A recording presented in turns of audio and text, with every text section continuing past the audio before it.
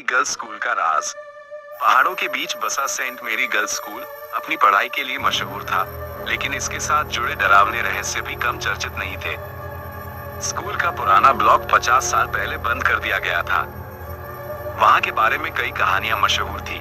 किसी ने कहा वहां एक लड़की की आत्मा भटकती है, तो किसी ने कहा वहां जाने वाला कभी वापस नहीं आता।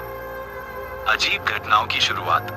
रिया नाम की एक नई लड़की हॉस्टल में सोने की कोशिश कर रही थी, लेकिन उसे ऐसा लगा जैसे कमरे के बाहर कोई चल रहा हो। धीरे धीरे फर्श पर चमड़े के जूतों की आहट सुनाई देने लगी। रिया ने खिड़की से झांक कर देखा तो कोई नहीं था। अचानक कमरे का बल्ब जलने बुझने लगा। तभी उसे कानों में एक धीमी फुसफुसाहट सुनाई दी, बचाओ, मुझे बचाओ। रिया का दिल जोर से धड़कने लगा। सुबह उसने अपनी सहेली प्रिया को यह सब बताया, लेकिन प्रिया ने इसे वहम कहकर टाल दिया। रिया ने अपनी क्लासमेट स्नेहा और अंजलि से भी इस बारे में बात की।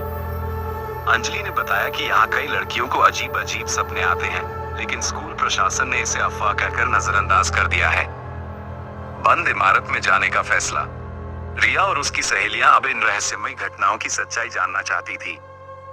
रात के 12 बजे उन्होंने स्कूल की पुरानी इमारत में जाने की योजना बनाई। इमारत का दरवाजा जंग लगा हुआ और आधा टूटा हुआ था। भीतर घुप अंधेरा था। टॉर्च की रोशनी में उन्होंने देखा कि जगह जगह पुराने फर्नीचर टूटे पड़े थे, दीवारों पर खून जैसे लाल धब्बे थे और हवाओं में अजीब सी गंध थी। तभी सीढ़ियों पर किसी के चलने की आहट सुनाई दी। स्नेहा ने डरकर पूछा, कौन है वहां?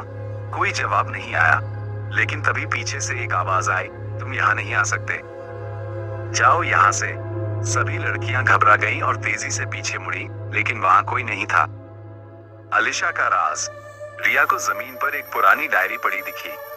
डायरी में लिखा था, मेरा नाम अलिशा है, मुझे यहाँ कैद कर दिया गया है, मुझे बाहर निकालो नहीं तो मैं मर जाऊंगी, मुझे बहुत डर लग रहा है, प्लीज कोई मेरी मदद करो। डायरी की आखिरी तारीख 1975 की थी। तभी खिड़की अपने आप धड़ाम से बंद हो गई और एक लड़की की परछाई दीवार पर उभरने लगी। परछाई के बाल बिखरे हुए थे और वो धीरे धीरे लड़कियों की तरफ बढ़ रही थी। अलिशा की आत्मा बोली, तुम्हें यहाँ नहीं आना चाहिए था। सभी लड़कियां डर के मारे चीख उठी और भागने लगी।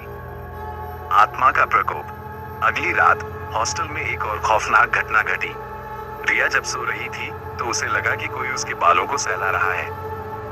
जब उसने आंखें खोली तो उसने देखा कि उसके बिस्तर के पास एक लड़की खड़ी थी, जिसके चेहरे पर कोई आंखें नहीं थी, बस खाली काले गड्ढे थे। वो लड़की फुसफुसाई, तुमने मेरी डायरी पढ़ी, अब मैं तुम्हें नहीं छोड़ूंगी। रिया चीख पड़ी और पूरे हॉस्टल की लाइट्स झपकने लगी। आत्मा की मुक्ति। रिया और उसकी सहेलियां समझ गईं कि अलिशा की आत्मा को इंसाफ चाहिए।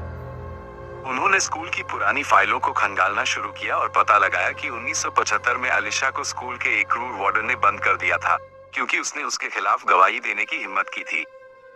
रिया ने यह बात प्रिंसिपल को बताई और स्कूल प्रशासन ने अलिशा की आत्मा की शांति के लिए एक विशेष पूजा करवाई। जैसे ही आखिरी मंत्र पढ़ा गया, हॉस्टल में अचानक तेज हवा चली और किसी ने हल्की फुसफुसाहट में कहा, शुक्रिया। इसके बाद से स्कूल में कभी कोई अजीब घटना नहीं हुई। अंतिम ट्विस्ट। एक हफ्ते बाद जब रिया अपनी अलमारी से किताब निकाल रही थी तो उसे अलिशा की वही डायरी दोबारा मिली, लेकिन इस बार आखिरी पन्ने पर एक नया संदेश लिखा था, हर आत्मा को मुक्ति नहीं मिलती, मैं अब भी यहाँ हूँ।